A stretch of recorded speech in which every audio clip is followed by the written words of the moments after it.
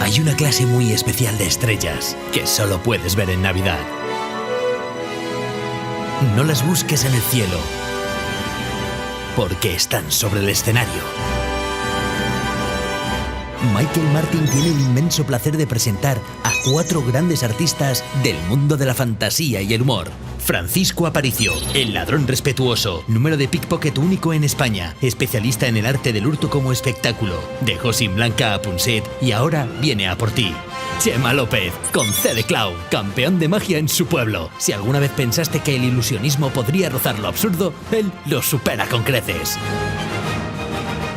Dreammakers, campeones de magia europea, nos traen su famoso espectáculo The Big Spender, con el que han sorprendido al mundo entero. Mago Sun, campeón nacional de magia 2012. Sin haber encontrado rival hasta ahora en su categoría, este joven ilusionista nos visita con su espectáculo de magia a lo grande.